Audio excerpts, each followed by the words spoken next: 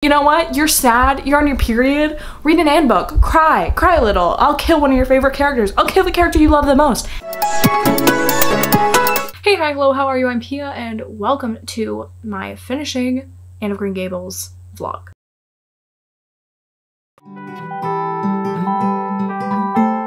I have so many feelings. I have so much snot on my face. One of the island. Right, 5 stars. I definitely think some things were just like annoying. A lot of it annoying and unnecessary. You could say that about the entire book. Like, you could be like, really didn't need most of it. But also, Lucy Maud, I don't know what kind of crack she puts in these books that not only makes me want to keep reading them, makes me so attached to them, and makes me, even though I keep saying like I hated all these things about it, not that I hated, that I didn't like all these things about it, I fucking adored this book. What it is about this book that I really like reinvigorated my love for the stories. I mean, it's not like I have given any of them under 5 stars. As you may or may not know, Anne of Green Gables is my favorite book of all time, but I'm the biggest fake fan. Like, truly, I think I've read the first book like 3 times, and I own so many copies, but I've never finished the series. I'm on book 6. Anne of Ingleside is the next book I have to read. There are 8 technically. There's technically 8 books in the Anne of Green Gables series, but there's also like a secret 9th book that I have and I'm gonna read. 6, 7, 8, 9. 4 books to read. And I just want to finish this. I was reading like 1 a month at some point and then I stopped. I'm so in the mood for these. These are kind of like, at least this one is like giving my like spring Anne vibes. I feel like Anne is just like a transitional girly. Like, she is fall. Like, see, I don't have it here with me, but I have like the fall, I want to say it's a penguin edition of it. But this is definitely spring vibes. You know, Rainbow Valley, Rilla of Ingleside, are they spring? No, but that's fine. So I'm going to be reading some Anne this week. And yeah, I'm very excited to finally finish this series. And I am worried, nervous. I guess that's the same thing. Because I love Anne. Anne is my favorite character of all time. I have vlogs of reading all of the other ones, so maybe they're linked. Maybe I'll link them. I know that either in this book or the next book, Anne is gonna die. And I just don't know how I'm gonna deal with that. Because Miss Lucy Maud loves, you know what she loves to do in these books? One, she loves to make me love new quirky characters that are only in one book. She also loves to kill characters. She loves it. At least, like in every book, at least one person dies, if not 2.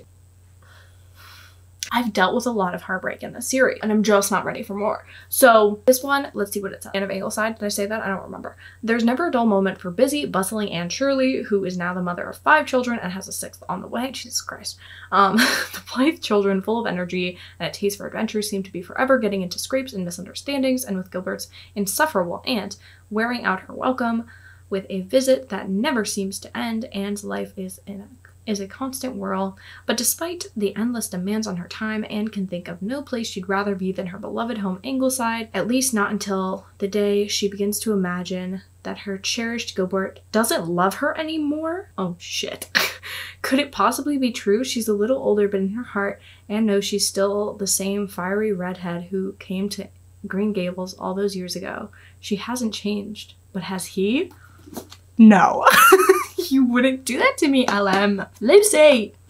Anyway, sorry. So in the last book, in Anne's House of Dreams, basically the whole plot of Anne's House of Dreams was Anne wanted a house, and like she found this house and it was like her house of dreams, and she like lived there and whatever for a little bit. And we had like her kooky neighbors and whatnot. And then by the end of the book, she was like, I can't live in this house anymore because I'm having too many goddamn kids and it's too small for me. So she had to leave her house of dreams that she got at the beginning of the book. Anyway, this is gonna be the next one. She has like 100 kids. I'm really nervous. Gilbert doesn't love her anymore, or is she just having a crisis? She might just be having a crisis. Anyways, I'm gonna read and annotate these as I've been doing. Haha. They're these rainbow ones. They're kind of cute. I don't really remember my tabbing system. So there's that. Gonna start this. I'll keep you updated as I read it later.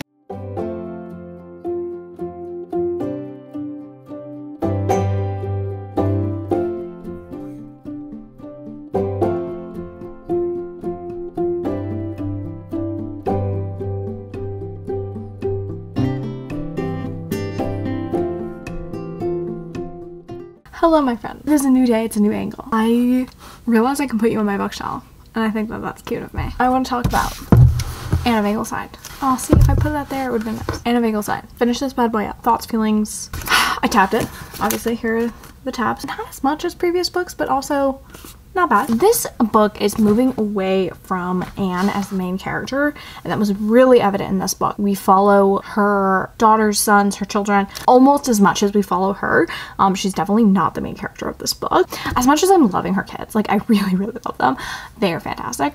I miss Anne's narrative and I miss her voice, and I see it obviously in her children. Like they are so much like her in many different ways, but there's something about the way Anne views the world and the things that she gets up to that I'm still very interested in, even as she, you know, I think she's been married for 15 years now. Like she has children and she's, you know, a different person, I guess, in some ways. But like all those little moments that like were nods back to these books and to like her childhood and stuff were like some of my favorite parts. Like her and Gilbert are like, their dynamic is always something I love reading about. And like her and Diana and like her and Marilla and like all the kind of like older cast of characters are still my favorites, you know? I love the new characters. I always love the new characters.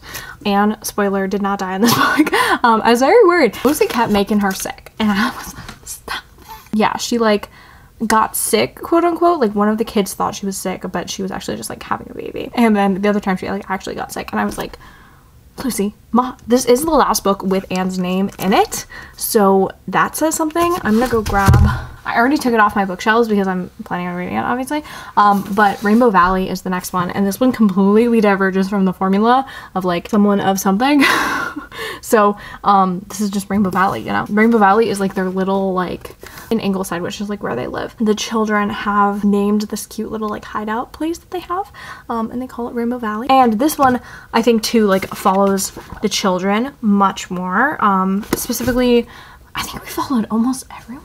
I think the only person we didn't follow in Anne of Ingleside was Shirley, because she has Walter, Nan, Di, Shirley, and Rilla. Oh, I'm missing, and Jem. And I feel like we followed Jem, Nan, Di, Rilla, and Walter all pretty like equally. Like they each had a few chapters and like their own little stories, because the thing about Anne of Green Gables books is there's not really like a through line really in many of the books. I mean, like in Anne's House of Dreams, like she was trying to find her House of Dreams or whatever. And Anne of Ingleside, it's like acclimating to Ingleside, I guess. But like there isn't like a classic story structure that you can find, like a classic like conflict, resolution, climax, all that stuff. It's just more like vignette-y. I feel like they all had stuff and then Shirley just like didn't have stuff. But I guess he did not have a single note. But anyway, there was a part in the end where I think I mentioned this when I read the summary on the back, but like Anne, for no reason, she's like really grumpy for a little bit, and then she's like, which is like me, and then she's like, I think Gilbert like doesn't love me anymore, and he like forgot my anniversary, and like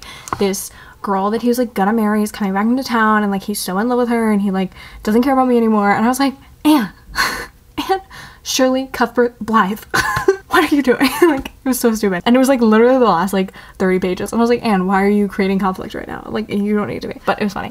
But like other parts, like I thought it was like sad when like the kids were just like doofy idiots sometimes, and that was sad. Lots of funny moments. I feel like Lucy Maud has a great sense of humor in these books. Maybe I just find some things funny that are not funny. Some like conflicts I felt were like unnecessary, like they threw like unnecessary obstacles in the way of these characters, but other than that, like it was fun, it was a good time, and I give it 5 stars because I'm like literally never, unless like they're really bad, I really am not gonna give these less than 5 stars because they're my favorite books of all time. Next up is Rainbow Valley. Let's read the synopsis on the back together, shall we? Anne, Shirley, and Gilbert Blythe, oh no, she didn't take the name, I thought so, okay, have now been married for 15 years and are busily raising their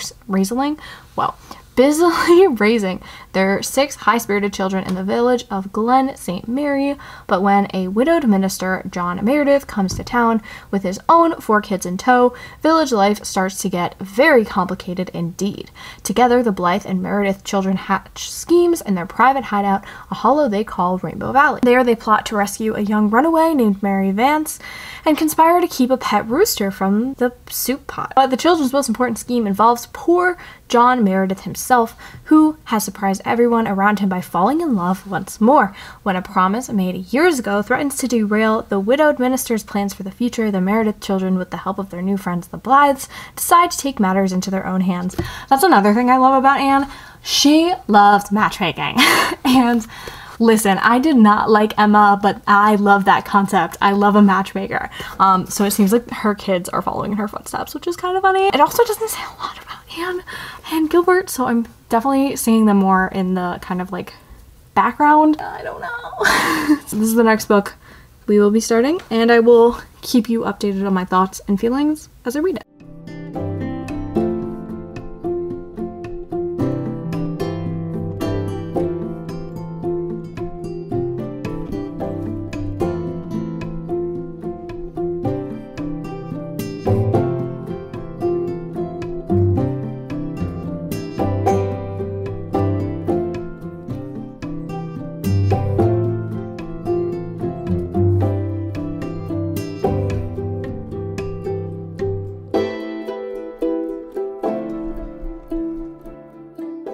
Okay, so I have finished Rainbow Valley. I'm sorry to say that this is my least favorite book in the series so far. It's not good. This one is such, like, I think all of the Anne books are like these fun little side quests where we meet new characters that are typically only in like that book. This one just like doesn't focus, like I said last book, like the focus isn't Anne anymore. And this one, it's like, Anne, like who? Like she is barely in this book, barely mentioned. It's not even about her kids anymore, which is like so strange to me because I was like, you brought in all of these kids, like she's like 6 million kids.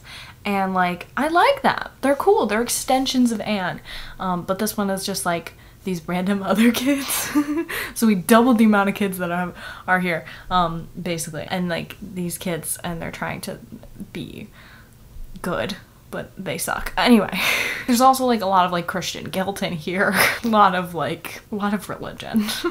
It wasn't great. Like it didn't have the plot. It didn't have the goofs and the gags. It also, what I realized, like I feel like at least one person dies in every Anne book. No one died in this one, which is interesting because is that why I wasn't very sad? Is that why I wasn't really attached? I don't know. Anyway, I gave it 4 to 5 stars, which is the lowest I've rated one of these books because I still love Lucy Maud's writing and I still love this world. I'm just like, this wasn't necessary. Anyways, I am hopeful for Rilla because I like Rilla. I really do. And this is about Rilla as she's 15 and she's like, you know, kissing boys, and I really have grown an attachment to Anne's kids. So like Jem, when they said Jem went off, is like going to college and like is gonna go off to war, I'm shook. Like, I don't know. There's a part in the back. I'll read the back actually. It's 1914 and the world is on the brink of war, but Anne, Shirley, and Gilbert Blythe's youngest daughter, 15-year-old Rilla, dreams only of her first dance and getting her first kiss from the dashing Kenneth Ford.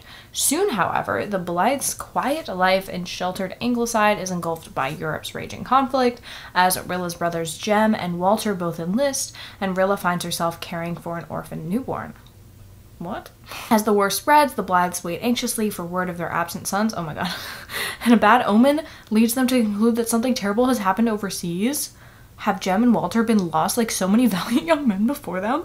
And what of Kenneth Ford? Will he ever return to Ingleside to keep his promise he made to Rilla before he left? Now, here's what I think Lucy Maud's gonna do because she hates me. She actually has an active vendetta against me. I think she's gonna have Kenneth Ford like come back and she's gonna kill one of my guys. Like, I love Jem and Walter. Jem and Walter, two of the best guys. They're the only 2 guys. But still. Anyway, yeah. So I'm hopeful for this one because I do think we're gonna get back to focusing on the Blythes. Gonna start on this one and keep you updated with my thoughts and feelings as I go, as always. Why, hello. This is so silly. Let me take you back in time to when I started this reading vlog. It was over a year ago and I had all the intentions in the world of finishing it in a reasonable time, and I just didn't. So I'm here now over a year later. I live in a different apartment. I'm moving apartments. It's crazy. My life is so different right now. But I need to finish the Anne series. This whole video project was so that I would finish the Anne books. And I think it has been a journey because like I'm not always in the mood for these books and I'm a mood reader, but I also just like don't want to be done reading Anne books. Like I know Anne is gonna die at some point and that might just kill me. I am a little concerned. But anyway, so we have one like canon last book in the series, a book left, Rilla of Ingleside. We're moving on to Rilla. But yeah, we're moving on to Rilla's perspective. So excited to see what she is getting up to. And then we obviously have The Blythes Are Quoted, which is like the unofficial 9th, 8th book. It's the unofficial last book. It didn't get finished or something. I might have said all this in the video and I don't remember because I started this video so long ago. I don't really know like what the vibe of this book is necessarily, but it's like the longest book here and it's like her last thoughts, Ella Montgomery's last thoughts on the Shirley Blythes. The Shirley Cuthbert Blythes. So yes, I am going to start Rilla of Ingleside and I'm very excited. I think I need to allow myself to finish this series because even though like I won't be, I'm never gonna get back the experience of reading these books for the first time, I will be able to reread them. And I can't in good faith reread Anne of Green Gables, my favorite book, without finishing the series. I didn't like the last Anne book, I recall, but it was so long ago that I don't even know. So I will update you at some point through this book.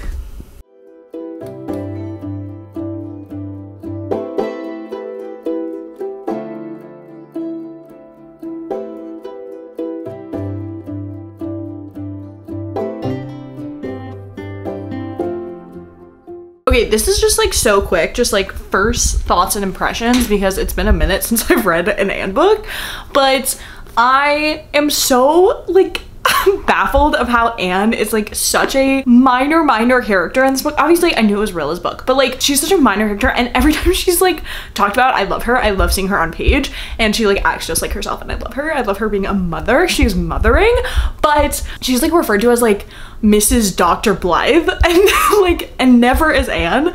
And I kind of feel sad. I kind of feel bad. Like I feel like she lost her name. I guess this is more of a discussion about people changing their names, but like I do feel like she kind of lost her like identity of not being called Anne anymore in these books. But I do think it's like interesting that she's not called like mom in this book, or at least like there hasn't been an like mother. Like they haven't referred to her as mother, but maybe they will. But like every time she says something, because in the third person it says like Mrs. Dr. Blythe, and that's crazy. This is also just like a crazy book because like it says on the back, it's like Rilla is 15 and she's coming of age and she wants to have her first kiss and like whatever. Okay, very short line about the engulfed by Europe's raging conflict. Yeah, her brothers are going to war. like this is crazy. Her friggin' brother Jem is going to war. Thank God Walter's not going to war because I love that bitch. Walter, my sweet boy, he's like, I'm a coward. I'm afraid to go to war. I'm like, no baby, stay home. Stay home and write your damn poetry, okay? Yeah, he deserves to be protected at all costs. Rilla is like, I don't know about her yet. I don't know about her. I'm undecided. She like was never my favorite Blythe child. Blythe? Every time I say that word, I feel like I'm getting it wrong. So having her be like the central protagonist, like I'm undecided about it. I'm not sure like if I care, but I do like how she's definitely different than Anne. Like it's not like you're reading another Anne book. It's not like you're reading about Anne's adventures. Like Rilla is different. I like there's one part where she's like, she has no ambition. Like she's just a vain girl who just wants to have a good time. And I'm like, okay, bitch, like me too. Like, yeah. Oh no, is Walter gonna go to war? I'm reading the back of the book. I'm like, wait, hold on. Does have Jem and Walter been lost like so many valiant young men before them? Is Walter gonna go to war? Dude, don't tell me right now. I'm gonna fucking, if Walter dies just like baby fucking Joyce. If this book has another death in them, why does every Anne book need a death in them? Literally, Ella Montgomery wants to murder me. She's just like, you know what? You're sad, you're on your period, read an Anne book, cry a little. I'll kill one of your favorite characters. I'll kill the character you love the most. Every goddamn book. Every goddamn book. Anyway, I'm 75 pages in. I forgot like what my tabs meant, so I'm just making it up as I go along. But I am tabbing it. And yeah, that's the 75 page mark update. I don't know if I'll have another update, but if Walter dies, pray for me. You're fucking kidding me. Okay, so it is time for me to update you on Rilla of Ingleside because I finished her. Check the tabs out. Not the best, not the worst. It was dire for a minute there. I was like, everything is sad. Everything is a blue tab. But anyway, so my final kind of thoughts about this book are, it is a war novel. This is historical fiction war novel. And I didn't know that going into it. Like, it's like a brief, it's like, oh, she's her, you know, like Europe's raging conflict, her brothers are at war, whatever. It's like one sentence in this book. And this is a war novel. They are constantly talking about the war. And honestly, I was like, I don't know, like World War I is not my specialty. If I were like to be a historian, I would not be a World War I historian. This was just like, oh, constantly like they were getting the news. They were like, let's get the paper every morning. What's the news on the front? What's the news in the trenches, you know? So it just wasn't really what I was looking for or expecting from a Anne novel. Like, this is in the Anne of Green Gables series. Like, it was just not the vibe. And then it's also super weird because like Rilla, well, I said I like that she's like a different type of character. She's different than Anne. She doesn't really have ambitions. Her only ambition, this bitch's only ambition is to be a wife.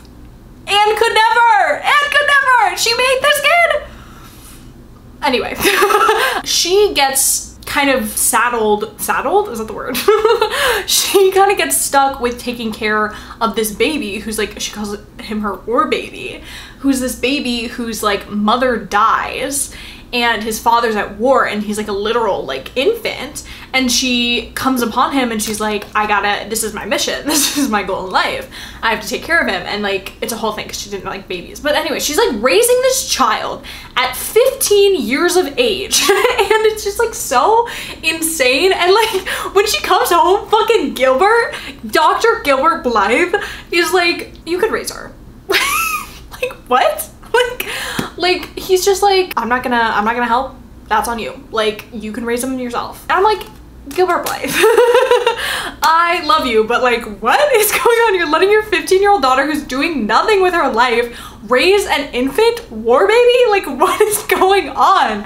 So it's really weird. And then she like starts up like a junior Red Cross thing to like try to make her mark, and then her brothers go to war and like most of them go to war, and it's just like kind of spanning the whole war pretty much. And then when Walter dies, I cried because I was like, of course he's gonna die because they hate me, because Ella Montgomery, Lucy Maud herself, has declared war on my heart and soul, and she wants to kill every good character in her books. It happens in like literally every fucking book. It's like if you get too attached to a character, you're like, they're gone, they're dead.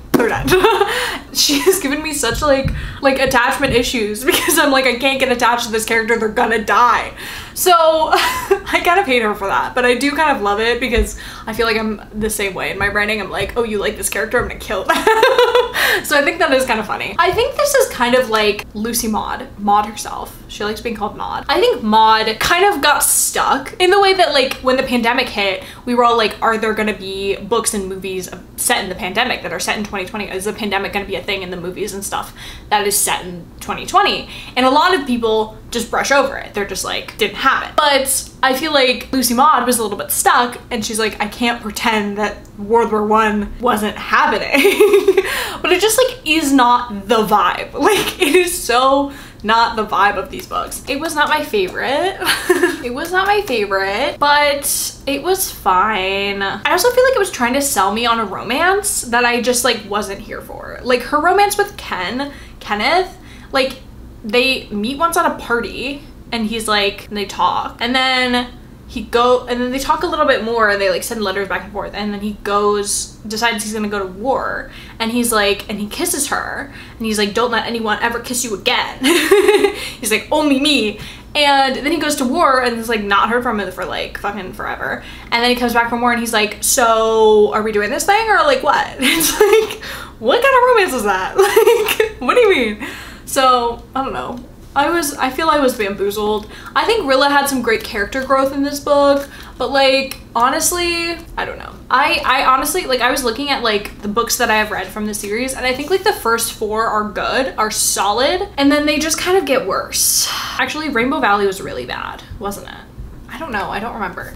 Anyway, okay guys, so I made a really kind of last minute decision in this video, even though I know this is like a year in the making and I said I was gonna finish the whole Anne series, but I technically did finish all the official Anne books. I just didn't end up reading The Blythes Are Quoted, and here's why. I did start it. I got like 30 pages in and it was nothing about the Blythes. It was not about the Blythes at all, and I did read the introduction, so like I kind of got the gist of like what this book is about. This book is essentially like, there were a bunch of like short stories and things written by by Ella Montgomery, like the Chronicles of Avonlea and the Further Chronicles, which were kind of collections that came out, one that she was actually not happy with and didn't want to come out, but she kind of just was always writing kind of stories in this world, and this is kind of the last collection of those, but it doesn't really follow the Blythes at all. It just follows people that are kind of related to them in Angleside, people that haven't had encounters with them, their friends, their neighbors, stuff like that. So I was reading it and I was like, who the heck are these people? Like, what are they talking about? Why should I care? So I might get to this like at some point if I'm really like itching for some more Lucy Maud, but it's just really not like a story. It's not like, as much as Ella Montgomery's books are like vignettes and little stories, they're not like necessarily full arcs. This just feels more like disjointed and unconnected than any of the other books. What's nice about this is there are actually poems in this, which are really cool, which are written by Anne or by Walter, her son, and I think that's really neat. It actually starts with the poem that Walter writes on the front in the trenches that he gets famous for. Which I kind of died about, because basically Lucy Maud, she didn't like want to, or she didn't like write that poem from the start, but then Rilla of Angleside came out obviously after World War I, which was very closely followed by World War II, and that's why she ended up writing the actual poem from the book, because a lot of people were writing her saying that they wanted this poem, and obviously it's like a wartime poem, it's like very relevant. So the Piper is in this. It's actually the beginning, it's like the first page pretty much. Yeah, so I did kind of want to do a quick recap of this series as a whole, because I know this video is like kind of like the tail end of the series, but I have recorded me and done vlogs of me reading all of these books, because once upon a time I thought it was going to be a book club, and then I just ended up doing spoilery vlogs. So this has been a long process. I think my ranking in general goes like 1, 2, 3, 4, like as in descending order. Obviously, like number 1 is my favorite book. Anne of Green Gables is one of my favorite books. Like genuinely, like if you ever take my recommendation for a book, please read Anne of Green Gables. It is my favorite book. It's the book that like most like has attached itself to my soul, that I feel has been most influential, a story that has like carried me through my life. So that's my recommendation for that book. And I feel like the books just slowly get pulled away from Anne more. You know, the second book, Anne of Avonlea, is more about her and her school life and friends and stuff like that, and then Anne of the Island is about Anne and Gilbert more, and then Anne of Windy Poplars is about Anne in a new city and meeting more quirky characters. Anne's House of Dreams is about her having her own house and settling into kind of like motherhood and home life, and I don't need to describe every book, but I would say that it generally goes, I've liked each book less and less, which is kind of bad, but I have really enjoyed the first 4 books. The first 4 books are definitely super solid, even the first 5, I would say, because Anne's House of Dreams is pretty good. It's pretty sad, but it's pretty good. And then I feel like only really like Rainbow Valley is at the bottom of the list, because that just like didn't follow the Anne kids at all. It didn't follow the Blythes. It followed the children of the Reverend, and they were just like obsessed with being good and being good little Christian children, and it was just like so weird, and I didn't like it at all. That's definitely like the lowest, and then Rilla of Angleside goes like right above that, because it's like I didn't want a war novel. I just don't think war belongs in the Anne universe. I think Anne books are kind of a bit of a utopia, and they kind of exist outside of like what I would consider to be like reality. So I was just kind of like, I didn't want to see like a real like tragic thing happening in my Anne books, because I feel like they're like a little bit separate from that. That's just my opinion. I didn't love Rilla of Angleside, and that's kind of my ranking. I do want to note that it's interesting that Anne of Windy Poplars and Anne of Angleside were actually written like after the series was like completed. They were written later, and that's books 4 and 6. So that's really weird. I don't know why that is, because I still really liked Anne of Windy Poplars. I do remember it being a bit of a weird book, but yeah, I just wanted to note that they weren't actually written in the order in which I read them, but that is the order in which like the story goes. And I think this is like a neat book to have, because like it's kind of interesting. I might actually go back and read those like other short stories that Lucy Maud came out with. They're called Chronicles of Avonlea. I'm correct. Thank you. If I want to get some more on Montgomery, but she has honestly such a like long catalog of backlist books that like I haven't read. I really want to read the Emily books and Tangled Web. Like I really have mostly only read the Anne books, and then I read The Story Girl and The Blue Castle, but she has so many other books, and I think she still is like, guys, one of my favorite authors, favorite author alert. I definitely will continue to read from her and continue to reread. I'm just so happy that now I can reread Anne of Green Gables without like the guilt of being like I haven't finished the series, because I definitely felt that way when I was rereading it before, because I have reread it a few times. I'm so happy to say that I have loved this series. Like I really thoroughly enjoyed it. Obviously I just feel like no book is ever gonna match up to like the first book of a series, and that's a book that can kind of stand alone. But I am so happy, like I do think that this is like one of my favorite series of all time. So let me know in the comments if you guys have like a similar experience where you don't want to finish a series that your favorite book comes from, or if you have been reluctant to finish a favorite series, as I have been, evidenced by this video taking me so long, and what that favorite series is actually. So I hope you enjoyed this video. It took me a long time to make. So with that being said, make sure to like and subscribe, do all the things, and I will see you in my next video. Bye!